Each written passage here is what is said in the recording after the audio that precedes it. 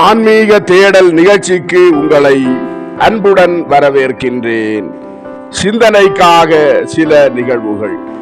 பாகம் 30, திருச்சபையின் சில புனிதர்கள். பாகம் 16, நிகழ்ச்சி பற்றி பார்க்கலாம்.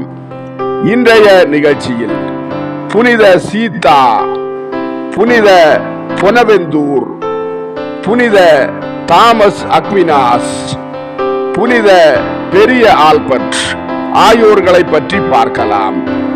நிகழ்ச்சிக்கு போகலாம். முதலில் நாம் புனித சீதாவை பற்றி பார்க்கலாம். இப்புனிதையுடைய தாய் மிக மிக நல்லவள். இது கடவுளுக்கு மிக பிரியமானது. இது கடவுளின் சித்தம். இது கடவுளை மனம் நோகச் செய்யும் என்று தாய் சொன்னால் போதும். உடனே சீதா கடவுளுக்கு பிரியமானதையே செய்வாள். சீதாவுக்கு 12 வயதில் லூக்கா நகரில் இருந்த ஒரு வீட்டில் வேலை செய்ய போனாள். வாழ்நாள் எல்லாம் இவ்வித வேலையே செய்து வந்தாள். கடமைகளை சிறந்த விதமாய் செய்வாள்.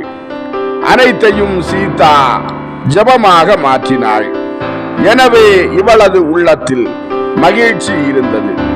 சீதாவை கடவுள் வைத்திருந்த நிலையிலே இருந்து கொண்டு கடவுளுக்கு சேவை செய்து வந்தாள். அந்த வீட்டில் உள்ளவர்கள் காலையில் எழும்புவதற்கு முன் அதிகாலையில் சீதா எழுந்து ஜபத்தில் நெடுநேரம் செலவழிப்பாள். வேலைக்கு விக்கினம் இல்லாமல் கோவிலுக்கு சென்று திருப்பலி கண்டு வந்தாள். கடவுள் தன் அருகில் இருக்கிறார் என்பதை சீதா மறந்ததே இல்லை. அடிக்கடி சிறு ஜபங்கள் சொல்லி கடவுளோடு ஒன்றித்து வாழ்ந்தாள். குறைந்த அளவு உணவே உண்டாள். சில நேரங்களில் ரொட்டியும் தண்ணீருமே அருந்தினாள். வெறும் தரையில் அல்லது பலகையில் தூங்கினாள்.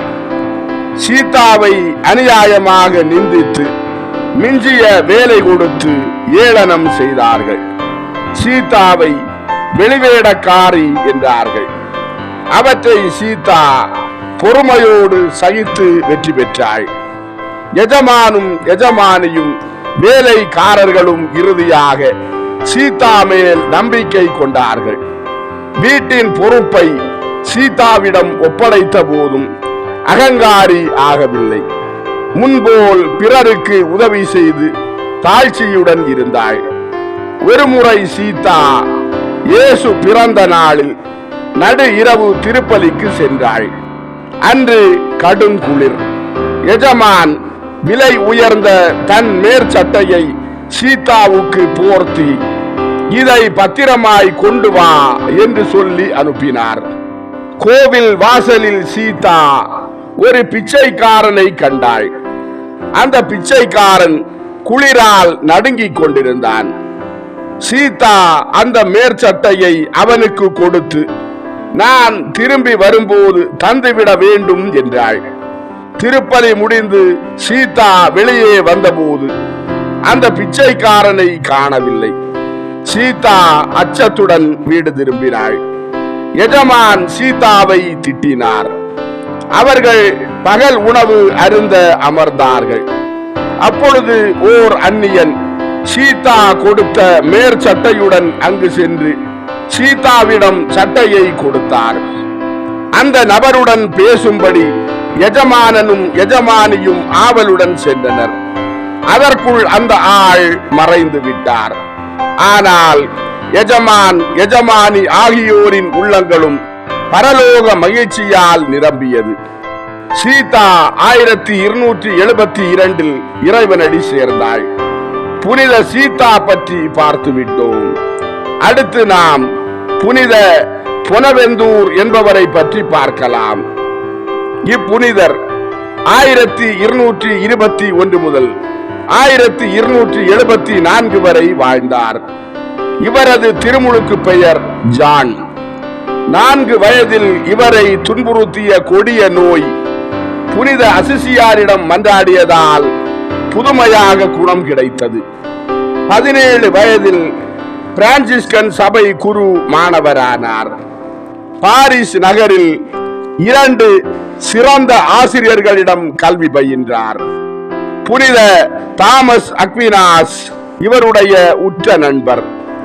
இவர்கள் இருவரும் ஒரே நாளில் மறை வல்லுனர் பட்டம் பெற்றனர். பிரான்சிஸ்கன் சபை தலைவராக புனித பொனவெந்தூர் தேர்ந்தெடுக்கப்பட்ட போது அவருக்கு வயது 36. இவரது முயற்சியால் சபையில் அமைதி ஏற்பட்டது. புனித அசிசி பிரான்சிஸின் வாழ்க்கை வரலாற்றை புனித பொனவெந்தூர் எழுதி கொண்டிருந்தார். அப்போது அங்கு வந்த தாமஸ் அக்வினாஸ், ஒரு புனிதர் இன்னொரு புனிதரது வாழ்க்கை வரலாற்றை எழுதி கொண்டிருக்கிறார் என்றார். இன்று நாம் பழக்கத்தில் கொண்டிருக்கும் திரிகால மணியும் ஜபமும் இவரது சபையினருக்கு இப்புனிதர் தொடங்கி வைத்ததுதான். 16 ஆண்டுகள் சபை தலைவராக சபையை நன்கு வளர்த்து வந்தார். இவர் சபைக்கு ஆற்றிய தொண்டின் காரணமாக இவரை சபையின் 2ஆம் நிறுவனர் என்று அழைக்கின்றனர். எளிமையான வேலைகள் உறுதி தவறாமல் செய்வதில்தான் துறவியின் புனிதம் அடங்கியுள்ளது. சிறிய செயல்கள் ஆயினும் இடைவிடாத உறுதி, இதில்தான் உயர்ந்த புண்ணியம் அடங்கி உள்ளது என்று கற்றுக் கொடுத்திருக்கிறார். கீழ்ப்படிதலின் கட்டாயத்தின் பேரில் இவர் அல்பேனாவுக்கு ஆயராகவும் கர்தினாலாகவும் நியமனம் பெற்றார். திருத்தந்தை 10ஆம் கிரகோரியார் இவரை கர்தினாலாக உயர்த்தியதை அறிவிக்க திருத்தந்தையின் பிரதிநிதிகள் கர்தினாலின் தொப்பியையும் எடுத்து சென்றனர். பிளாரன்ஸில் உள்ள துறவு மடத்தில் புனித பொனவெந்தூர் பொது சமையல் அறையில் கலன்களை அப்போது கழுவிக் கொண்டிருந்தார். வந்தவர்கள் இவரிடம் செய்தியை தெரிவித்தார்கள். பொனவெந்தூர் அவர்களிடம் சொன்ன பதில், இந்த வேலையை செய்து முடித்துவிட்டு நான் வருமளவும் அந்த தொப்பியை அருகில் இருக்கும் மரக்கிளையில் தொங்கவிடச் சொன்னார். 2வது லயன்ஸ் பொது சங்கத்தில் அலசி பார்க்க வேண்டிய கருத்துக்களை நுணுக்கமாய் தயாரித்து கொடுத்த பெருமை இவருக்குரியது. அந்த சூழலில் கிழக்கத்திய மேற்கத்திய திருச்சபைகளை ஒன்று சேர்த்த பெருமையும் இவருக்கே உரியது. சங்கம் பாதி வழியில் இருக்கும் போது இவருக்கு இறப்பு நெருங்கியது. திருத்தந்தையே இவருக்கு நோயில் பூசுதலை அளித்தார். 1274 இறைவனடி சேர்ந்தார். புனித பொனவெந்தூர் பற்றி பார்த்து விட்டோம். அடுத்து நாம் புனித தாமஸ் அக்வினாஸ் பற்றி பார்க்கலாம். இவர் 1225 முதல் 1274 வரை வாழ்ந்தார். இவர் வாழ்வில் ஒரு நிலையை தெரிந்து கொள்ள வேண்டிய வயது வந்ததும் உலகத்தின் மீது வெறுப்பு கொண்டு துறவியாக விரும்பினார். பெற்றோர் இதை விரும்பவில்லை. எனினும் 1243 நேபிள்ஸ் நகர் சென்று புனித சாமிநாதரின் சபையில் சேர்ந்து கொண்டார். இவரை தடுக்க இவர் குடும்பத்தினர் பெரும் முயற்சி செய்தார்கள். 2 ஆண்டுகளாக இவரை ஓரிடத்தில் அடைத்து வைத்திருந்தார்கள். இவரை கெடுக்கும்படி ஒரு கெட்ட பெண்ணையும் அனுப்பினார்கள். ஆயினும் அவர்களது சூழ்ச்சி பலிக்கவில்லை. இறுதியாக விடுதலை பெற்று சபையில் சேர்ந்து வார்த்தைப்பாடு கொடுத்தார். கொலோஞ் நகரில் புனித பெரிய ஆல்பர்ட் இவருக்கு கல்வி கற்பித்தார். தாமஸ் அதிகமாக பேச மாட்டார். ஏனைய மாணவர்கள் இவரை ஊமை மாடு என கேலி செய்வார்கள். இந்த ஊமை மாடு போடும் சத்தம் ஒரு நாள் உலகெங்கும் கேட்கும் என்று புனித பெரிய ஆல்பர்ட் முன்னறிவித்தார். தாமஸ் ஐரோப்பாவின் பல நகரங்களில் உள்ள பேராலயங்களில் மறையுரை ஆற்றி வந்தார். ஏராளமான நூல்கள் எழுதினார். தாமஸ் எழுதிய நூல்கள் பரவாத இடமே இல்லை. இவர் கடவுளை பற்றியும் ஒரு பெரிய நூல் எழுதினார். இவர் நேபிள்ஸ் நகரில் இருக்கும் போது சிலுவையில் தொங்கிய இயேசுவின் சுரூபம் புதுமையாக வாய் திறந்து இவருடன் பேசியது. தாமஸ் நீ என்னை பற்றி நன்றாக எழுதியிருக்கிறாய். உனக்கு என்ன பரிசு வேண்டும் என்று கேட்டார். தாமஸ் இயேசுவை பார்த்து, ஆண்டவரே, உம்மை தவிர வேறு ஒன்றும் எனக்கு வேண்டாம் என பதிலளித்தார். இன்றும் குரு மாணவர்கள் தத்துவயியல், இறையியல் பயிலும் போது இவருடைய நூல்களை படிக்க வேண்டும். இவரது காலம் வரை திருச்சபையில் பல மறை வல்லுநர்கள் தோன்றியிருப்பினும் இவரை மட்டுமே இரண்டாம் வத்திக்கான் சங்கம் குருத்துவ கல்விக்கும் கிறிஸ்தவ பல்கலைக்கழக படிப்புக்கும் வழிகாட்டி என்று குறிப்பிடுகிறது. கத்தோலிக்க கிறிஸ்தவர்கள் யாவரும் இவரை புரிந்து கொள்ள வேண்டும் என்றால் திவ்ய நற்கருணை ஆசீர்வாதத்திற்கு முன் மாண்புயர் என்ற பாடலை பாடுகிறோமே. இந்த பாடலை தொகுத்தவர் இந்த தாமஸ் அக்வினாஸ் தான். திவ்ய நற்கருணை தான் இவரது குருத்துவத்திற்கும் குரு மாணவர்களுக்கு கற்றுக் கொடுக்கும் போதும் மையமாக அமைந்திருந்தது. 1266 மீண்டும் பாரிஸ் நகருக்கு இவர் அனுப்பப்பட்டார். புனித 9ஆம் லூயி அரசர் இவரிடம் பெரிய மதிப்பும் வணக்கமும் வைத்திருந்தார். இவர் காலத்தில் திவ்ய நற்கருணை பற்றி ஓர் சர்ச்சை எழுந்தது. திவ்ய நற்கருணையில் அப்ப ரச குணங்கள் உண்மையிலே உள்ளனவா என்பதுதான் அந்த சர்ச்சை. இதை தாமஸ் அக்வினாஸ் முன் வைத்தனர். இவர் நீண்ட நேரம் திவ்ய நற்கருணை முன் மண்டியிட்டு ஜபித்தார். அதன் பின் அமர்ந்து எழுதியவை இன்று வரை மதிப்புக்கும் பாராட்டுதலுக்கும் உரியவை. குணங்கள் நீங்குவதில்லை, ஆனால் அப்பம் திருவுடலாக மாறிவிடுகிறது என்ற அவரது விளக்கம் ஏக மனதாக ஏற்றுக்கொள்ளப்பட்டது. 1272ஆம் ஆண்டு இத்தாலிக்கு திரும்பினார். அங்கு நேபிள்ஸ் நகரில் தங்கினார். புனித நிக்கோலாஸ் திருநாளன்று திருப்பலி நிறைவேற்றி கொண்டிருந்த வேளையில் காட்சி ஒன்று கண்டார். இக்காட்சி அவரை எந்த அளவுக்கு ஆட்கொண்டது என்றால் அதன் பின் தாமஸ் ஒரு வரி கூட எழுத தயாராக இல்லை. இவ்வாறு அவர் ஏற்கனவே தொடங்கியிருந்த உலக புகழ்பெற்ற ஞானம் நிறைந்த வேத இயல் தொகுப்பு என்ற இறுதி நூல் முற்றுப்பெறவில்லை. ரெஜினால்ட் என்ற இவரது தோழரிடம் தாமஸ் கூறியது, திருப்பலி வேளையில் நான் பெற்ற உள் ஒளிக்கு பிறகு நான் எழுதியவை அனைத்தும் வெறும் குப்பையாக தோன்றுகிறது என்றார். 1274 லயன்ஸ் 2ஆம் பொது சங்கத்தில் பங்கு பெறச் சென்றார். செல்லும் வழியில் உயிர் நீத்தார். இவர் இறக்கும் தருவாயில் இவருக்கு திவ்ய நற்கருணை கொடுக்கும் போது இவர் சொன்ன வார்த்தைகள், எனது ஆன்மாவை மீட்க வந்த விலை மதிப்பில்லாத செல்வமாகிய இயேசுவே, உம்மை நான் வணங்குகிறேன். என் படிப்புகள், கண் விழிப்புகள், உழைப்பு அனைத்துமே உம்மீது கொண்ட அன்பினால் தூண்டப்பட்டவை என்றார். 1274 இறைவனடி சேர்ந்தார். இவரே கத்தோலிக்க பள்ளிகளின் பாதுகாவலர். புனித தாமஸ் அக்வினாஸ் பற்றி பார்த்து விட்டோம்.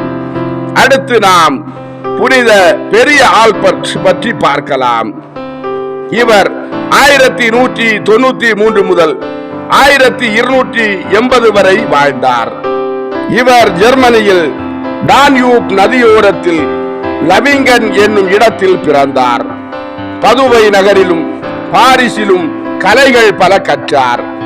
இளம் வயதிலிருந்தே தேவதாய் மீது மிகுந்த பக்தி கொண்டவர். டொமினிக்கன் சபையில் சேர்ந்தார். அங்கு படிப்பு சற்றே கடினமாக தோன்றவே ஒரு நள்ளிரவில் யாருக்கும் தெரியாமல் ஓடிவிட எண்ணினார். யாரும் பார்க்காத முறையில் சுவர் ஏறி குதிக்க முயன்றார். அப்போது ஆல்பர்ட், உனக்கு அனைத்து வரங்களையும் பெற்றுத்தர என்னால் இயலும் என்பது உனக்கு தெரியாதா? உன் அறைக்கு போ என்ற தேவதாயின் குரலை கேட்டார். உடனே ஆல்பர்ட் தன் அறைக்கு சென்றார். அன்று முதல் படிப்பு அவருக்கு எளிமையாக இருந்தது மட்டுமன்று முதல் மாணவராகவே தேர்ச்சி பெற்று வந்தார். இவர் பௌதிகம், வேதியியல், வானசாஸ்திரம், மினராலஜி, தாவரையியல், பயாலஜி முதலிய கலைகளை பற்றி விரிவாக எழுதியிருக்கிறார். அரிஸ்டாட்டிலின் தத்துவ ஞானத்தையும் கிறிஸ்தவ வேத கலையையும் ஒருமுகப்படுத்தியது வியப்பை ஏற்படுத்தியது. இவரது மாணவரான புனித தாமஸ் அக்வினாஸின் போதனைகளும் நூல்களும் பாரிஸ் நகர் ஆயர் ஸ்டீபன் என்பவரால் எதிர்ப்புக்குள்ளான போது ஆல்பர்ட் பாரிஸ் விரைந்து சென்று தாமஸ் அக்வினாஸின் கருத்துக்கள் முற்றிலும் சரியானவையே என்று வெற்றிகரமாக வாதாடினார். பல குறுமடங்களிலும் ஆல்பர்ட் திறம்பட கற்றுக் கொடுத்தார். ரீகன்ஸ்பர்க் நகரின் ஆயராக ஆல்பர்ட் உயர்வு பெற்ற பின் எங்கெல்லாம் ஒற்றுமை சீர்குலைந்திருந்ததோ அங்கேயெல்லாம் ஒற்றுமையை நிலைநாட்ட அரும்பெரும் முயற்சிகள் செய்தார். பல அரிய பெரிய நூல்கள் எழுதியுள்ளார். பிரான்ஸ் நாட்டினரையும் ஜெர்மனி நாட்டினரையும் பொஹிமியா சிலுவை போருக்கு தயாரித்தார்.